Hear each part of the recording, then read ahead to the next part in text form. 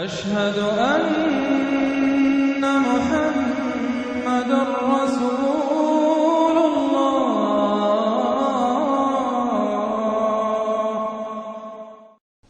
اب جو دو صورتیں آ رہی ہیں ان کا سارا تعلق کلیتاً محمد الرسول اللہ کے ساتھ ہے۔ یہ سیرت النبی کے اعتبار سے بھی بہت اہم ہیں دو صورتیں۔ بعض اعتبار سے جو صوفیانہ اس میں مسائل آئے ہیں، اور عام طور پر ہمارے مفسرین، ایسے مفسرین خصوصاً جدید دور کے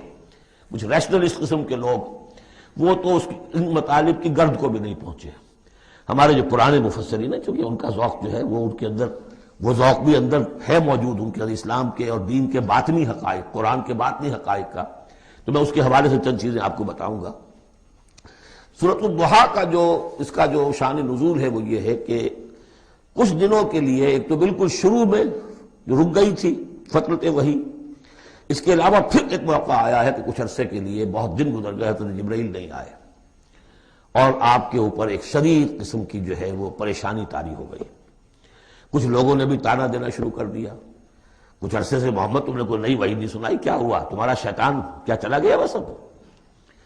کوئی ایسا بھی بتایا گیا کہ ایک دفعہ کئی بتوا کے کئی راتوں تک آپ رات کو اٹھے نہیں، تو کہا وہ تمہارا شیطان تمہیں چھوڑ گیا ہے؟ کوئی ساتھ کے رہنے والی عورت جو تھی کہ رات میں نے سنی نہیں تمہاری کوئی پڑھنے کی جو تم پڑھا کرتے تھے، شاید شیطان تمہیں چھوڑ گیا ہے۔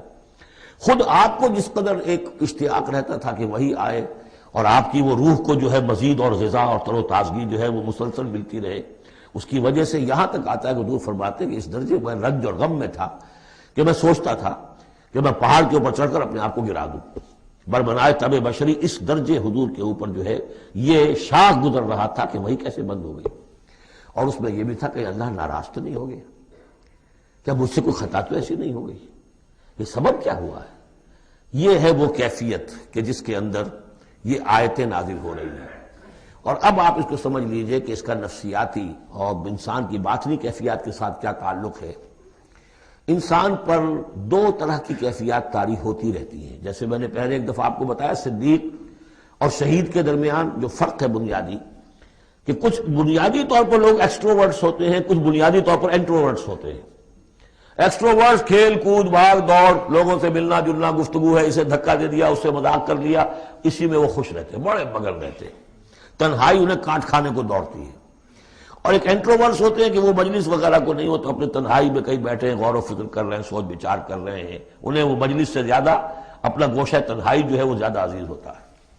تو یہ دو مزاج اللہ نے بنائے ہیں۔ اسی طرح ہر انسان کے اوپر آلٹرنیٹلی کچھ کیفیات آتی ہیں جس کو ہم کہتے ہیں میرا موڈ آف ہے۔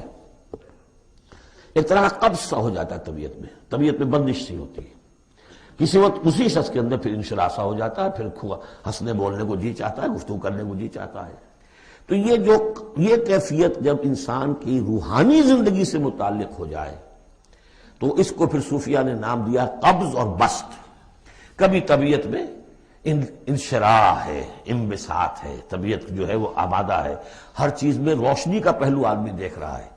ہر چیز کے اندر آپ کو معلوم ہے ایک تاریک رخ بھی ہوتا ہے کسی معاملے کا اور روشن رخ بھی ہوتا ہے، اس وقت انسان روشن رخ کو دیکھتا ہے۔ اور ایک وقت میں آتا ہے کہ طبیعت میں بندش سی لگ گئی ہے، جیسے اندر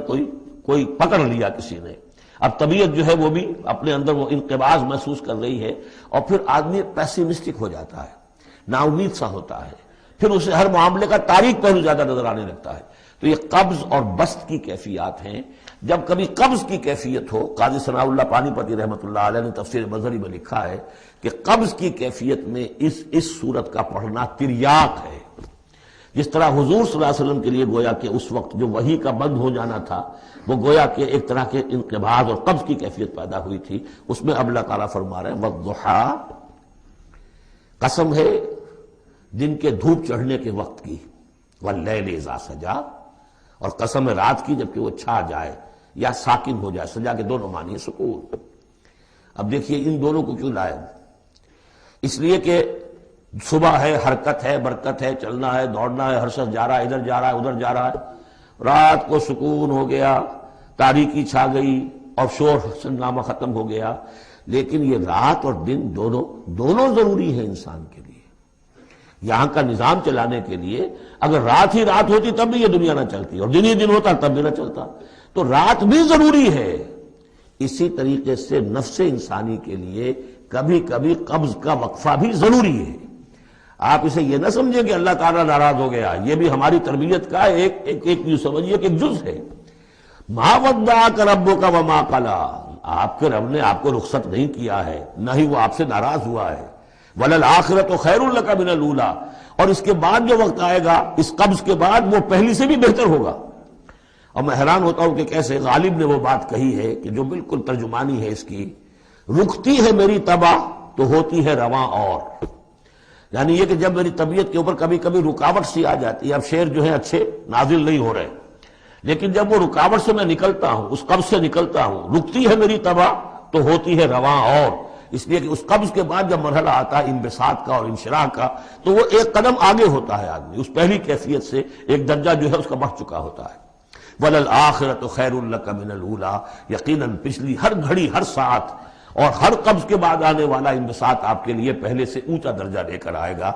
وَلَسَوْفَ يُعْطِيكَ رَبُّكَ فَتَرْضَىٰ، ان قریب آپ کا رب آپ کو اتنا کچھ دے گا، اتنا کچھ دے گا، آپ کی محنتوں کے وہ نتائج سامنے آئیں گے کہ آپ راضی ہو جائیں گے۔ اب دیکھیے پچھلی صورت ختم ہوئی تھی وَلَسَوْفَ يَرْضَىٰ، یہاں ہے وَلَسَوْفَ يُعْطِيكَ رَبُّكَ فَتَرْضَىٰ، صرف ضمیر کا فرق ہے، کیونکہ صدیق پر وحی نہیں آتی براہ راست خطاب نہیں کیا جا سکتا، وہاں وہ صیغہ جو ہے وہ غائب کا ہے، وَلَسَوْفَ يَرْضَىٰ، اور چونکہ نبی وہ ہے جس پر وحی آ رہی ہے، براہ راست مخاطب ہے، تو وَلَسَوْفَ يُعْطِيكَ رَبُّكَ فَتَرْضَىٰ، آپ کا رب اتنا کچھ دے گا کہ آپ راضی ہو جائیں گے۔ اب یہ کہ اسی قبض کی حالت میں پھر اللہ تعالیٰ اپنے احسان جتا رہا ہے، اور یہ بہترین ہے۔ کبھی طبیعت پر ڈپریشن ہو اس طرح کی اور قبض کی کیفیت ہو تو آدمی یاد کرے کس کس مرحلے پر اللہ نے میری دستگیری فرمائی، کن کن مراحل پر اللہ تعالیٰ نے مجھے مشکلات سے نکالا، اس سے وہ حوصلہ بڑھتا ہے۔ اور اس کو بھی سمجھیے کہ اسی انداز میں الم یجد کا یتیما فآویٰ، یہ سیرت النبی کے بڑے اہم حصے ہیں جو اس میں آ گئے ہیں۔ آپ کی پیدائش یتیمی میں، پوسٹیومس چائلڈ، باپ تو پہلے فوت ہو چکا ہے، دادا ہے 2 سال کی عمر میں وہ بھی گئے، پھر 6 سال کی عمر نہیں 6 سال کی عمر میں والدہ گئی، 8 سال کی عمر میں دادا گئے، اور وہ یعنی جو آپ نے دیکھا ہے ابتدائی زمانہ زندگی کا تو وہ یتیمی کا۔ الم یجد کا یتیما فآویٰ،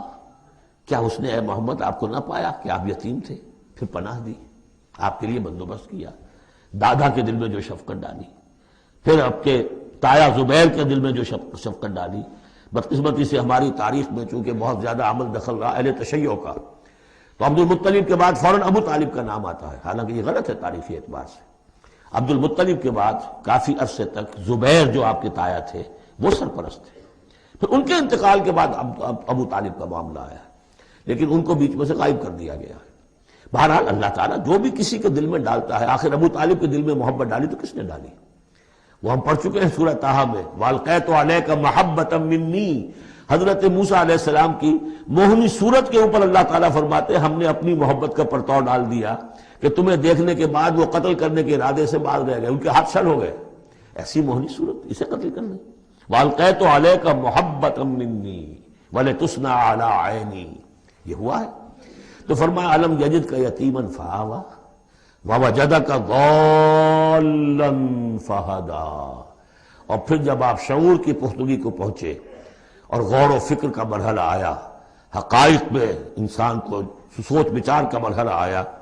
اور آپ کو دیکھا کہ آپ تلاش حقیقت میں سرگرداں ہیں تو ہدایت دی۔ وہ آگے آ جائے گا، بہت قریب پہنچ گئے ہم، اقرأ بسم ربک الذی خلق، وہ مرحلہ جب آئے گا۔ ووجدک عائلا فاغنیٰ، اور پایا آپ کو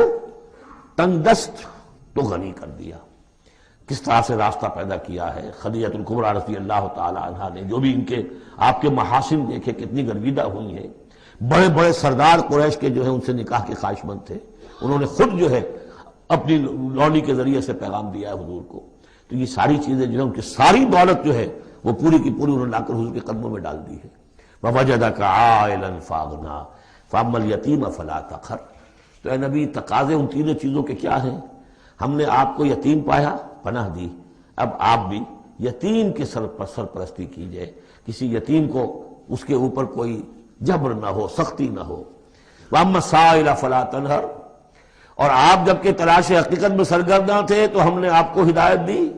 اسی طریقے سے اب آپ کو بھی کوئی شخص سائل بن کر آپ کے پاس آئے، سوال کرے، اسے جھڑکنا نہیں ہے۔ اسے جو بھی سائل دونوں طرح کے ہوتے، سوال کرنے والا کوئی علمی سوال، اور سوال کرنے والا کوئی مالی دولت، مالی مدد کے لیے۔ وَأَمَّا بِنِعْمَةِ رَبِّكَ فَحَدِّثْ، اور جو ہدایت تمہیں دی ہے ہم نے، اب اسے عام کرو۔ یہ نعمت ہے، آپ کے رب کا انعام ہے، یہ ہدایت جو آپ کو عطا ہوئی ہے، اس کو بیان کرو۔ اس کے بیان کرنے میں یہ بھی ہے کہ اللہ کے انعامات کا چرچا انسان کرے، اس کا شکر ادا کرنے کے لیے، اور یہ بھی ہے کہ اس کو پھیلائے اور عام کرے، دوسروں تک پہنچائے، ورنہ وہ بخل ہو جائے گا کہ وہ دولت جو ہے ہدایت کی، اس کو آدمی صرف اپنی ذات تک محدود رکھے اور اس کا جو خیر ہے وہ دوسروں تک نہ پہنچائے۔